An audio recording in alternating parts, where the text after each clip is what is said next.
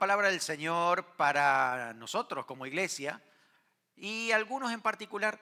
Sé que Dios quiere hablarles más allá de lo que el Señor les ha estado hablando hasta ahora. Puede que haya algunos hermanos que sienten que están detenidos, como que hay algo en ustedes que tienen que desarrollar y se han quedado parados, paralizados de alguna manera, y hay algo que internamente le está diciendo que deberían desarrollar, aprovechar. Puede que el Señor te ha dado promesas y algunas de ellas todavía no se han cumplido.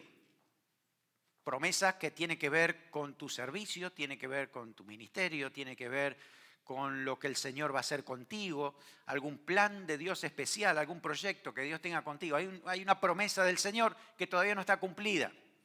Está ahí latente, parece que estuviera en pausa y uno se siente como que está encerrado en eso. ¿Y cómo salir? Y de pronto cuando pasa el tiempo, uno empieza a pensar como que, yo no sé si esto era una promesa del Señor, ¿será que el Señor me había hablado? ¿Será que lo que dice ahí la palabra también es para mí? Y a veces empezamos a dudar porque el tiempo pasa. Pero cuando uno va a la palabra de Dios, encuentra que ese problema no es nuevo. Ese problema no es que solamente nosotros alguna vez lo hemos podido pasar o vamos a pasarlo, sino que muchas personas han estado con promesas en transición, con promesas que todavía no se han cumplido, con alguna palabra de Dios que todavía está latente para cumplirse. Y vamos a la palabra para entender esto, ¿no? A ver qué es lo que dice el Señor. Si Dios me ha dado una promesa, ¿será que solamente tengo que esperar ese cumplimiento? ¿O tengo que dar algunos pasos en dirección a esa promesa?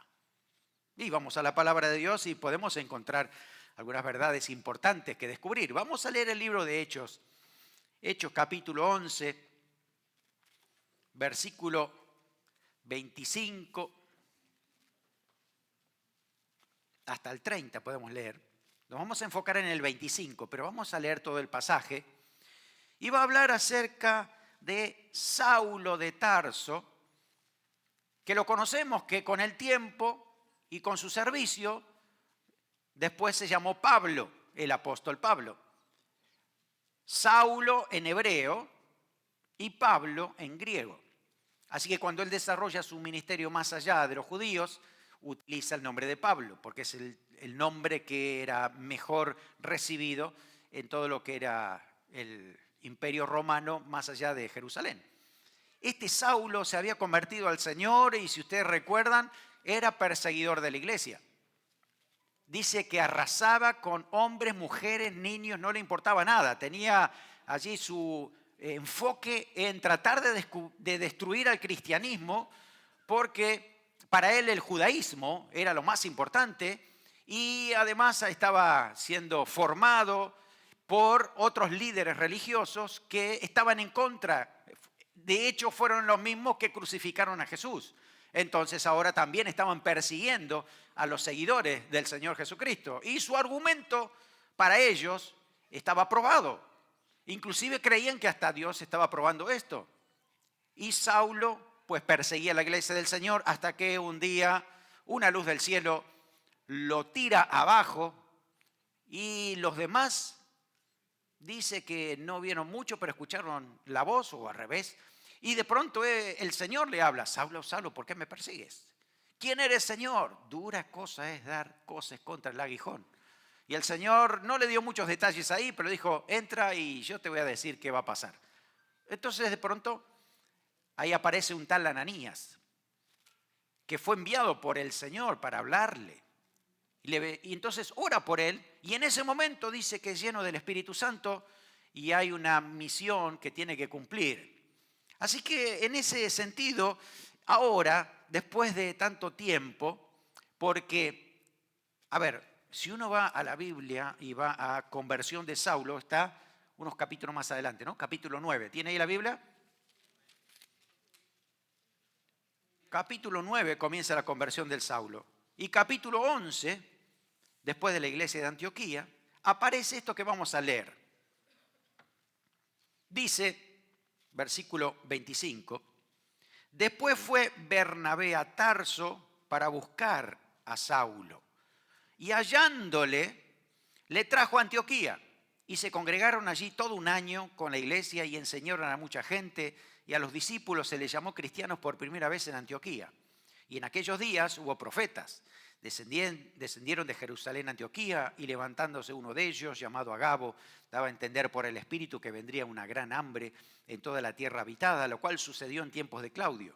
Entonces los discípulos, cada uno conforme a lo que tenía, determinaron enviar socorro a los hermanos que habitaban en Judea, lo cual en efecto hicieron enviándolo a los ancianos por mano de Bernabé y de Saulo. Saulo se ve que estaba en Tarso encerrado. Saulo estaba, dice ahí, ¿no? Fue a Saulo. Bernabé fue a Tarso para buscar a Saulo. Y hallándole, esa expresión estaba diciendo que no lo encontró fácil. ¿Dónde está Saulo? Yo sé que Saulo había ido a Tarso, porque su familia está ahí, él fue criado y él nació allí. Así que lo voy a buscar, dice Bernabé, uno de los líderes de la iglesia, lo voy a buscar allá, ¿no? Uno de los hermanos, no era el principal líder Bernabé, pero era el hijo de consolación, el hermano que estaba allí siempre ayudando a todos los demás. Así que voy a buscar a Tarso, a Saulo a Tarso. Y ahí, dice, hallándole lo encuentra. Y le dice, tienes que salir de aquí, tienes que salir de este encierro. Dios me ha traído porque tienes un propósito que cumplir. Mira, esa fue una señal para Saulo. Si tú sabes lo que había pasado con Saulo, el capítulo 9, los últimos versículos, dice que Saulo escapa de los judíos, predica en Damasco, va a Jerusalén. Y fíjese, cuando llegó, Hechos 9:26, cuando llegó a Jerusalén trataba de juntarse con los discípulos. ¿Quién? Saulo. Pero todos le tenían miedo. A Saulo le tenían miedo los creyentes. Dice, no creyendo que fuera discípulo. Entonces Bernabé, tomándole, lo trajo a los apóstoles, le contó cómo Saulo había visto el camino del Señor, el cual había hablado, y cómo en Damasco había hablado valerosamente el nombre de Jesús. Estaba con ellos en Jerusalén, entraba y salía, hablaba denodadamente en el nombre del Señor, disputaba con los griegos, pero estos procuraban matarle. Cuando supieron esto, los hermanos le llevaron hasta Cesarea y le enviaron a Tarso. ¿Usted sabe por qué Saulo estaba en Tarso? Porque los hermanos lo mandaron para allá. Los hermanos que no estaban muy seguros de su conversión, los hermanos que estaban diciendo, no vaya a hacer cosa que seas el convertido para después ponernos presos a todos otra vez. Así que lo mandaron a Tarso. Versículo 31, fíjense lo que dice. Entonces, o sea, después de esto, entonces las iglesias tenían paz por toda Judea. Ah, no, ahora estamos tranquilos. ¿Por qué? Porque Saulo no está con nosotros, está ahí en Tarso. Desde ese versículo hasta que llega Bernabé, ¿sabe cuánto tiempo pasó? Bueno, nuestra Biblia es una hoja, pero si usted va a una cronología de alguien que estudió todos los tiempos que han pasado, pasaron casi 10 años. 10 años y Saulo encerrado en Tarso. En un momento Saulo dice que él había salido de ahí y se fue hacia lugares desiertos a preguntarle a Dios, a estudiar. Eso dice Gálatas capítulo 1 y 2, ¿no? Que él no se quedó ahí solamente en Tarso. Él fue a investigar y Dios se le revela y Jesús le habla. Pero tenía un plan. Así que había una señal de Dios y esa señal fue Bernabé que lo fue a buscar. Creo que es muy importante para nosotros, es una gran verdad para tener en cuenta. Presta atención a las señales que Dios te está dando. Presta atención porque Dios te está hablando muchas veces. De hecho, mi predicación hoy es una señal de que Dios te está hablando a ti. Hace tiempo que tienes que moverte, tienes que activarte. Porque hasta que no te muevas y hasta que no hagas lo que Dios ha dicho de ti, pues te vas a sentir inútil, incapaz, inválido. Algo tienes que hacer. Y Dios quiere moverte. Por eso te ha traído con propósito. Presta atención, Saulo estaba en Tarso, alguien golpea su puerta, era Bernabé, que dice que lo viene a buscar, que se lo quiere llevar. Fíjese la promesa que había tenido Saulo. Hechos 9:15. El Señor le dijo, ve, esto es una promesa de hace 10 años atrás. Ve porque instrumento escogido me es este para llevar mi nombre en presencia de los gentiles, de reyes y de los hijos de Israel. Qué tremenda promesa, ¿no? Saulo dice, estoy listo para que Dios la haga. Pasó un año y no pasó nada. Pasaron 2 años, 5 años, 10 años. Y ahí estaba con esa promesa.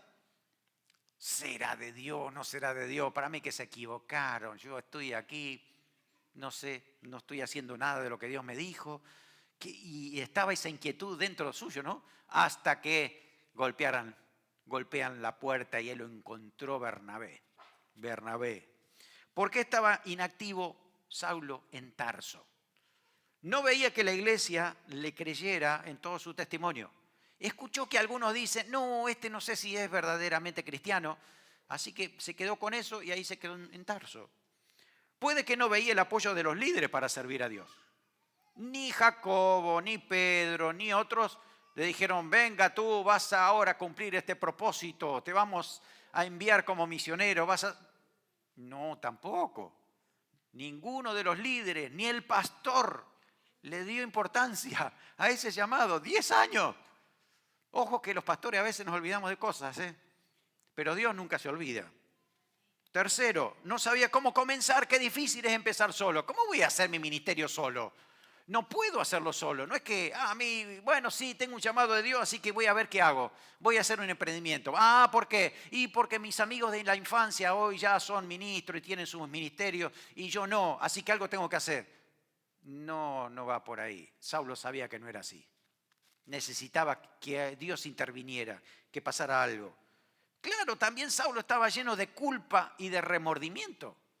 Sí, él había perseguido a la iglesia del Señor, seguramente tenía los recuerdos de la muerte de muchos de ellos, familias divididas por causa de esta persecución, niños sin padres. Seguramente todo eso estaba en su mente. De hecho, muchas veces en las epístolas se lo dice, que yo perseguí a la iglesia del Señor, pero el Señor me perdonó porque lo hice en ignorancia. Esa forma que él explica es que él tenía esa culpa de lo que había hecho mal anteriormente. Sabía que Dios le perdonó, pero todavía tenía esa carga ahí, ¿no? Que tenía que entregarle al Señor definitivamente. Pensaba que nadie ya creía en él. Y sí, ya tanto tiempo, ya pasó. El momento del Saulo ya pasó. Ahora vienen otras cosas, ¿no? Todo lo que había estudiado, todo lo que había servido a Dios, todo lo que había actuado con acciones religiosas, no le servían para nada. Todo lo que había hecho sintió que eso estaba truncado. Si Dios tiene que cumplir esa promesa, pues vendrá por otro lado, porque todo lo que había hecho no me ha servido. Comenzó a pensar de que ya no servía para nada, mejor quedarse en Tarso. ¿Escucharon la frase mejor malo conocido que bueno por conocer? Y sí, acá en Tarso por lo menos me dicen, ¿qué haces, Saulo? Venite a tomar unos mates. Pero en otro lado, ¿qué va a pasar? No me atrevo. Y acá es por lo menos conocido, ¿no? Así estaba Saulo. Ya no era tan joven como antes. El tiempo pasa para todos. 10 años atrás, yo hubiera estado en la flor de la vida. Yo hubiera hecho tantas cosas para Dios. Pero ya 10 años después, o 20 o 40, como decimos nosotros, ¿no? Así que todos esos condicionamientos podrían haber estado en Saulo. Allí, encerrado, 10 años. Hasta que Dios dijo, basta. Este es el tiempo de cumplimiento. Se acabó la espera. Ahora empieza el momento del cumplimiento de esa promesa. Llega un momento en que uno tiene que ver esa señal. Tiene que saber que la señal era muy fácil de entender. Había venido un hermano, le golpeó la puerta. No era un ángel. No es que vino una revelación especial, un carro de fuego. No es que vinieron los líderes de la iglesia a llamarlo. La alfombra roja. No, fue un hermano, fue Bernabé, que lo fue a buscar y allí lo encontró y allí le dijo, vamos, es tiempo, basta de lo que hubiera pasado si, ¿qué hubiera pasado si yo hubiera hecho tal cosa, si yo me hubiera quedado, si yo no hubiera venido, si yo hubiera ido? todos esos condicionamientos, pues la verdad es que tenían que quedar en el pasado para algo nuevo que Dios quería hacer con Saulo. Tenía que dejar ese pasado. Así que Dios siempre va a movilizar a sus instrumentos para iniciar ese proceso. Dios toca el corazón de un instrumento para mostrarnos que Él nunca nos ha olvidado. Su plan puede que para nosotros esté en pausa, pero Dios siempre ha estado trabajando en eso. Porque ha tenido que trabajar en otras personas, ha tenido que trabajar en relaciones, ha tenido que organizar cosas para que cuando llegue el tiempo del cumplimiento, pues todo esté conectado. Dios nunca se queda de brazos cruzados, siempre Dios está trabajando. Así que cuando tú veas una señal, cuando tú veas que alguien llama a tu puerta, cuando tú veas que algún hermano te está motivando para servir al Señor, para activarte, para hablarle a otro de Cristo, para vamos a desarrollar este ministerio, tú digas, el Señor me está despertando, el Señor me está hablando. Así que cuando veas una señal, muévete. Elías estaba orando y clamando al Señor para que lloviera después de tantos años y dice que mandó a un muchacho que vaya a ver si estaba lloviendo, si empezaba a venir nubes y no había ninguna nube. Oró 7 veces hasta que apareció una pequeña nube como el puño de una mano de hombre, dice. Listo, con eso me alcanza, vamos porque va a llover. En serio, solo había una pequeña nube. Y dice que sí, que en poco tiempo empezó a llover y Dios completó lo que había comenzado. Dios cumplió esa promesa. Por eso hay momentos en que uno tiene que activarse. No puedes dejar pasar oportunidades, no puedes dejar pasar de que hay personas que te están diciendo, mira que Dios tiene un plan contigo, tienes que moverte, moviliza a tu familia, háblale a tus hijos, fíjate que tu familia está bendecida por el Señor, tienes unos hijos preciosos, afírmalos en Cristo, en la palabra del Señor. Fíjate que ellos tienen alguna pasión musical, instrúyelos en esos instrumentos para que sirvan al Señor, que no le agarre la pasión de este mundo, de este sistema que los quiere arrastrar. Tienes que buscar al Señor y buscar lo mejor de Dios para esos chicos. Y eso es que estoy tentado a veces de contarles viejas historias mías, pero yo sé que ustedes a veces están aburridos. ¿Alguien quiere que le cuente alguna historia? Ok, bueno, gracias por ese amén. Arreglamos con Emilio para que él diga amén. Cuando yo era niño, cuando yo tenía era adolescente, tendría unos 15, 16 años, era muy bueno para el fútbol. Mis compañeros de secundaria me decían, tú tienes que irte a probar. Me querían llevar a probar al Boca Juniors de Pehuajó. ¿Y saben qué? Yo le dije rotundamente que no, porque había entendido lo que Dios me había llamado, que tenía una promesa del Señor para servirle a Él, y además mi familia siempre hablaba de cuál es la prioridad, qué es lo mejor para ti.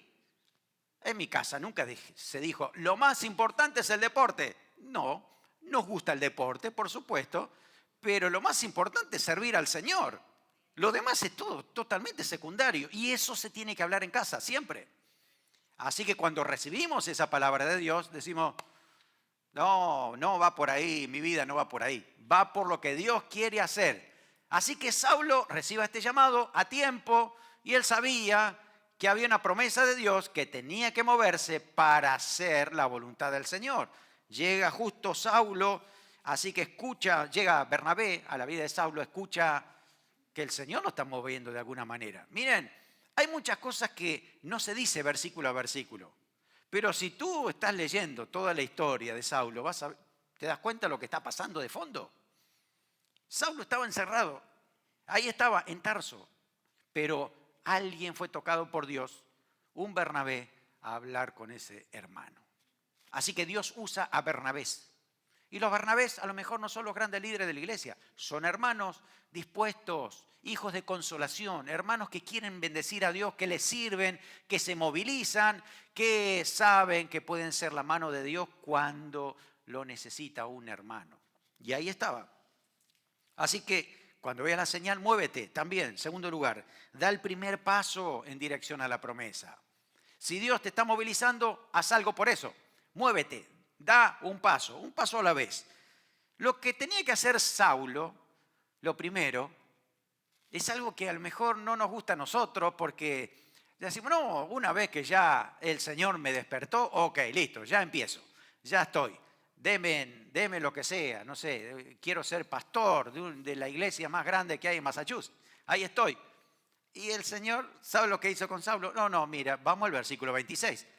Y se congregaron allí todo un año con la iglesia.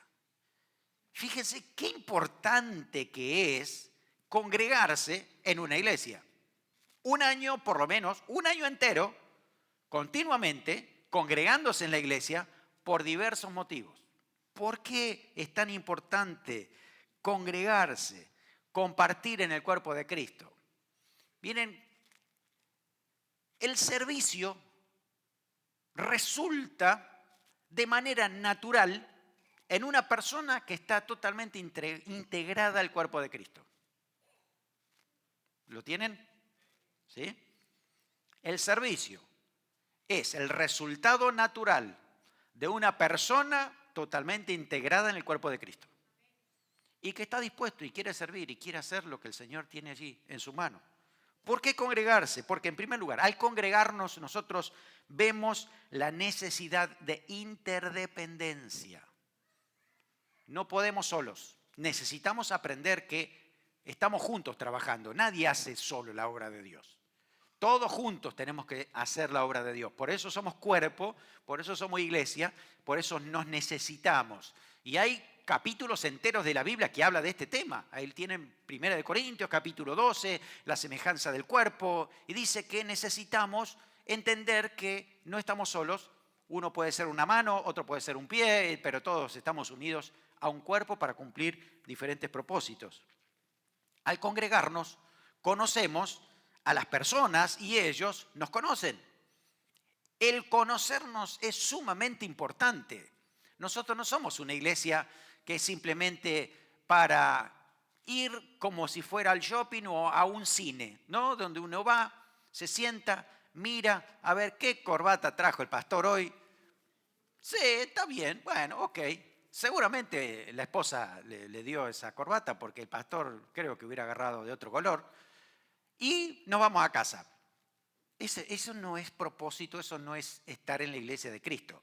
La idea es, estamos juntos para conocernos, por eso tenemos algunos tiempos especiales para esto, ministerios para que nos conozcamos, tiempo de ágape para que nos conozcamos, porque somos hermanos. Fíjense que vamos a pasar toda una eternidad con Cristo y su iglesia. Y cuando estemos allí, Dios te bendiga, hermano. ¿Cómo te llamas? James. ¡Wow! ¿De qué iglesia era? Iglesia Cristiana Renacer en Lynn. No diga, yo también. ¿Usted cree que eso está bien en el cielo? Ay, ay.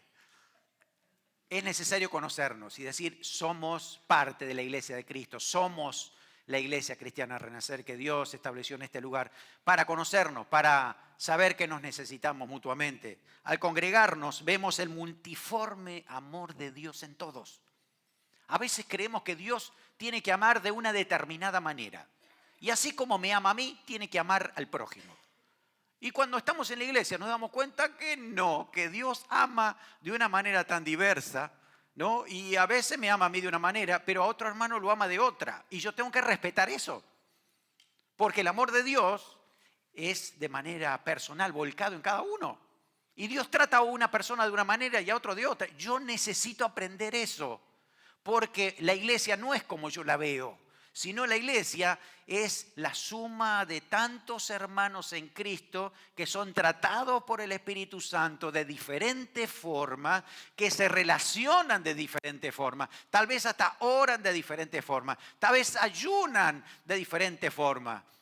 Y a veces uno dice, no, yo ayuno y no como nada. Y otro dice, bueno, es que yo me tengo que tomar un café, si no, no, ese está en pecado. ¿Está en pecado por tomar café? Perdón por los colombianos entonces. No, pero el problema es este, que pensamos que la iglesia tiene que ser como yo la veo. Y no, estamos viendo que la iglesia es una unidad en Cristo, donde todos nosotros somos parte activa del cuerpo de Cristo. Necesitamos ver cómo el amor de Dios se desarrolla. Al congregarnos, comenzamos a ver el propósito de Dios con la iglesia. Qué lindo es pertenecer. Pertenecer.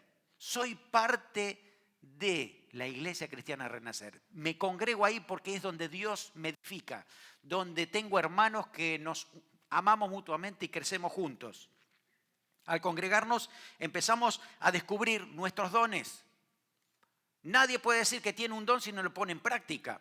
¿Cómo lo sabemos? Porque estamos en la iglesia, entonces ahí se dan cuenta los dones que están fluyendo. ¿Cómo sé que tengo el don de aconsejar? Bueno, porque hay un hermano que tenía una situación y Dios me puso una palabra y se lo compartí. Y esa persona me dice, wow, mira, eso es lo que yo necesitaba. Y uno dice, bueno, no estaba tan claro para mí, pero para él sí, quiere decir que el Señor me está usando en esto, ¿no? Ahora, hay muchos que dicen, yo tengo el don de, y nadie en la iglesia lo ve, porque él piensa que lo tiene. Sí, yo tengo el don de la enseñanza. Y resulta que nadie entiende nada cuando uno va a enseñar o le dice algo a otro. Entonces necesito aprender eso en la iglesia, ¿no? Que los dones se desarrollan y me voy a dar cuenta que esos dones funcionan porque son evidentes en el cuerpo de Cristo. Tienen que estar juntos, participar juntos. Así que cuando nos congregamos también vemos las necesidades de los demás y tratamos de suplirlas.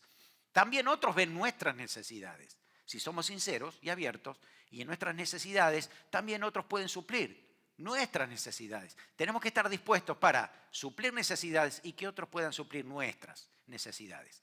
Es de un ida y vuelta. Yo oro por ti, pero tú oras por mí.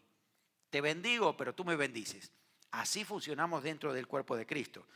Al congregarnos, vemos la necesidad de ser transformados en carácter. Uy, si no, si me conocen los hermanos, me van a echar. No. Nos vamos a conocer y cada uno su carácter lo va a poner en manos del Señor porque el Señor lo empieza a transformar. No hay ningún carácter que no pueda ser transformado. Hay un versículo en Proverbios que dice, hierro con hierro se aguza. Así que nos afilamos mutuamente, nos necesitamos y debemos también ayudarnos a soportarnos, ¿no? Cuando estamos creciendo y de pronto dijimos algo que vimos la reacción de los hermanos y bueno, después le tengo que pedir disculpas porque a lo mejor no fue de la manera que lo hice, pero no por eso, no te voy a hablar más. No, está bien, vamos a trabajar juntos, nos vamos a perdonar y vamos a entender que a lo mejor en tantas culturas diferentes, a lo mejor una expresión o una forma de decirlo en un lugar es diferente a otro, ¿no? En otra cultura. Por eso necesitamos entendernos más. Al congregarnos aprendemos sujeción. Estoy sujeto al liderazgo, sujeto a mis hermanos. La sujeción es tan importante para después poder tener autoridad. Nadie en una iglesia puede tener autoridad si antes no ha aprendido sujeción, porque va a terminar en autoritarismo. No lo ha aprendido, hay que aprenderlo. Y la única manera es sujetándose. Esto pasa también en la familia, ¿saben? Si nuestros niños nunca reciben corrección, disciplina o castigo por algo, por desobediencia, nunca van a aprender sujeción. Y si no aprenden sujeción, les va a ir muy mal en la vida. Porque a la hora de tener que sujetarse a un jefe, a alguien bastante fuerte, no, yo me voy de este trabajo y se van a otro y nunca va a tener constancia, no va a tener una hoja de vida correcta. ¿Por qué? Porque en la casa nunca aprendió sujeción a la autoridad, respeto, obediencia. Por eso es importante también dentro de la iglesia entender de que sí, necesitamos a veces entender de que, a mí me gustaría que la iglesia la pintáramos de rojo, pero la pintaron celeste. Esto porque el pastor es argentino, seguro, ¿no? Pero hay momentos en que, sí, me gustaría rojo, pero bueno, está celeste, ¿qué vas a hacer?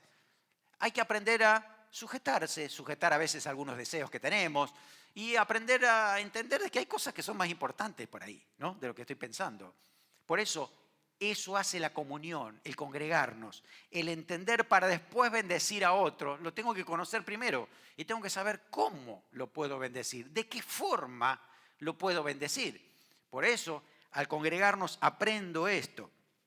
Al congregarnos, recibimos el amor del Señor a través de otros. Aprendemos a recibir más que a dar, ¿cierto?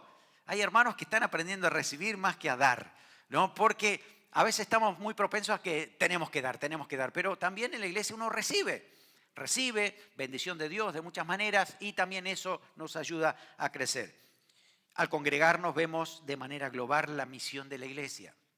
Por eso cuando estamos juntos entendemos de que estamos acá con propósito, hay una visión, somos la sal, somos la luz. ¿A cuántos predicaste esta semana? Esta semana no le dije a nadie del Señor. Pero si no hubieras venido a la iglesia, no hubieras escuchado eso, ¿verdad? Porque a lo mejor en tu casa, ni en tu familia, ni nadie te diga que tienes que hablar del Señor. Pero al estar en la iglesia entiendes que hay una visión global, algo muy importante, hay una misión. Es predicar el evangelio a toda criatura. Entonces, juntos entendemos esa visión. ¿Qué significa ser sal? Ser luz. Entonces, desarrollamos ministerios y actividades con esos propósitos. Fíjense que todo eso tenía que aprender Saulo. Si el gran apóstol Pablo tuvo que aprender congregándose todo eso, ¿cuánto más nosotros? Por eso es tan importante el congregarse. La preocupación del que no viene es porque se está perdiendo esta secuencia, ¿no? Y cuando alguien no viene a la iglesia por varios domingos, más allá de que esté enfermo, entendemos eso, ¿no? Pero y que tenía que aprovechar y que tenía que hacer otro, y la laundry, y que el único día para reparar tal cosa era el domingo, y se nos fue, y no estamos. Nos estamos perdiendo esta secuencia, que es lo más importante. Comunión, compartir comunión en el cuerpo de Cristo, ¿no es cierto? Qué bueno es que lo hemos entendido, lo hemos aprendido y aquí estamos, ¿cierto? Venimos con este propósito, a congregarnos, a compartir comunión, porque es lo más importante en el cuerpo de Cristo. Estamos aprendiendo a estar juntos. En tercer lugar, empieza a desarrollar una fe activa. Una fe activa. La fe romántica es muy lindo cuando la compartimos y todos hablamos de la fe que tenemos y por ahí contamos alguna historia antigua de cómo el Señor nos usó con esa fe. Pero, ¿qué ha pasado en los últimos meses?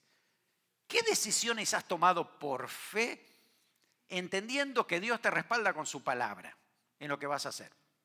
Esa fe tiene que activarse, tiene que movilizarse. Ahí lo vemos a Saulo con Bernabé, ahora sí moviéndose, dándose pasos de fe, además de congregarse, entonces ahora empezaban a desarrollar ciertos ministerios, pero es una fe que corre riesgos. Hay que aprender a correr riesgos. Si uno dice, no, la fe es lo que yo puedo dar. No es cierto, eso no es fe. La fe es lo que vas a hacer después de lo que puedas dar. Porque ahí sí es fe. A ver qué pasa, ¿no? Tiene que correrse ciertos riesgos.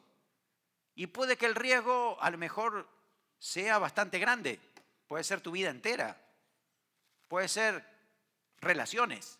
Jesús dijo, si el grano de trigo no cae en la tierra y muere, no lleva fruto. Eso es un riesgo altísimo. Puede que ese grano de trigo pienses que a lo mejor ha caído en algún lugar donde no había tierra y se perdió, cayó en el camino y se la comió los pájaros del cielo, pero hay un riesgo que correr. Quiero sembrar mi vida para Dios. Quiero sembrar mi tiempo para Dios. Quiero que Dios tenga el control total de mi vida y corro todo el riesgo que sea necesario para que Dios haga su plan. De esa manera me puedo activar, me puedo movilizar porque Dios hace su obra allí. La fe que tiene osadía, osado, valiente, que va más allá. Escuché así a la pasada que las mujeres estaban hablando algo del jueves de salir de la barca. Así fue, ¿no? Hay que salir de la barca. Y no cualquiera sale de la barca para caminar en el agua. ¿Alguna vez lo has practicado? No, ni siquiera has llenado tu bañera para ver si puedes caminar en el agua. Bueno, la osadía te dice, esto es imposible. Yo no sé qué voy a hacer, pero si Dios me dijo que lo haga, doy el paso. Y voy adelante. Ahí está, esa es la fe. La fe que no teme a los desafíos. Hebreos 6:12 dice, a fin de que no os hagáis perezosos, sino imitadores de aquellos que por la fe y la paciencia heredan las promesas. esa fe que quiere heredar la paciencia, que por la fe y la paciencia heredan la promesa. Tengo una promesa del Señor, el Señor la va a cumplir, tengo que activarme en fe. Y tengo que saber que Dios hará su obra a su tiempo. Es una fe que se juega todo por el Señor. Dios nunca te va a dejar solo, nunca te va a dejar en vergüenza, aunque momentáneamente piensas que otros se burlan. Tranquilo, Dios tiene el tiempo de poner a cada persona en su lugar, cada cosa en su lugar, y vas a ver cómo el Señor va a enaltecer tu vida porque tú se la has confiado a Él. Confía en Él. El Señor hace cosas tremendas cuando le confiamos a Él. Y por último, desarrolla una relación estrecha con el Espíritu Santo. Vas a ver a Saulo de aquí en adelante siempre escuchando la voz del Espíritu Santo. Le escuchó cuando el Señor dijo, bueno, ahora sí, apartadme a Bernabé y a Saulo para la obra misionera. Ahora sí se va a cumplir. Eso está más adelante, estamos hablando del capítulo 13. Ahora sí se va a cumplir, después de todo lo que había pasado, ¿no? Pero lo dijo el Espíritu Santo. Así que hay una relación estrecha con el Espíritu Santo. Porque del Espíritu viene la sabiduría para tomar buenas decisiones. ¿Tienes que tomar buenas decisiones? Es el Espíritu Santo el que da sabiduría, ¿sí? Saulo sabía que tenía que aprender a tomar decisiones que venían por el Espíritu Santo. También el Espíritu Santo nos da poder para ser victorioso. El dominio propio, la templanza, la cordura, viene por el Espíritu Santo en nuestras vidas. Esa relación con Él hace que podamos encontrar esa parte y ese carácter transformado por el Señor. También los dones para servir vienen del Espíritu Santo. Sí, vamos a tener dones y el Señor nos capacita para hacerlo, pues viene por el Espíritu Santo. Así que necesito relación, conexión con Él. El discernimiento para no ser engañado o autoengañado viene por el Espíritu Santo. Para darte cuenta de, acá hace falta otra cosa. Esto no es lo que se ve. Hay algo de fondo que tengo que descubrirlo y el Espíritu Santo me lo quiere mostrar. Para eso es necesario esa relación con el Espíritu Santo. Fortaleza para permanecer fiel al Señor, permanecer en Él. Ser fiel constantemente viene por el Espíritu Santo, Él nos capacita. Es necesario la paciencia para que habiendo hecho la voluntad de Dios obtengáis la promesa, dice Hebreos 10:36. Necesito depender del Señor y el Espíritu Santo es el que va a producir en mí esta obra. Fíjense que a partir de ahí en adelante, Saulo, convertido ahora en Pablo, llevó el mensaje y esa promesa de Dios se cumplió hasta el último día de su vida. Y no tuvo miedo de morir por causa de eso. Él feliz de cumplir lo que Dios le había dicho. Ese sentir lo produce el Espíritu Santo en nuestra vida.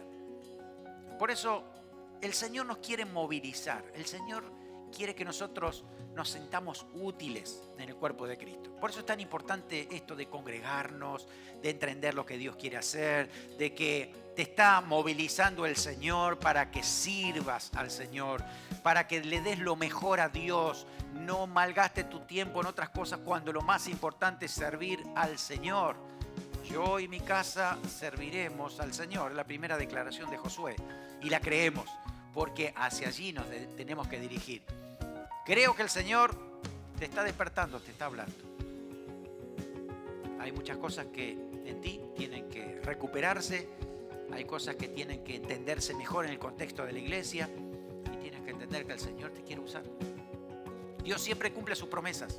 Puedes que tengas algunas promesas todavía en transición, pero fíjese lo que dice por último, 2 Corintios 1 del 20 al 22. Porque todas las promesas de Dios son en el sí y en el amén. Por medio de nosotros, para la gloria de Dios. Y el que nos confirma con vosotros en Cristo y el que nos ungió es Dios, el cual también nos ha sellado y nos ha dado la zarra del Espíritu en nuestros corazones. Tremenda esa palabra, ¿no?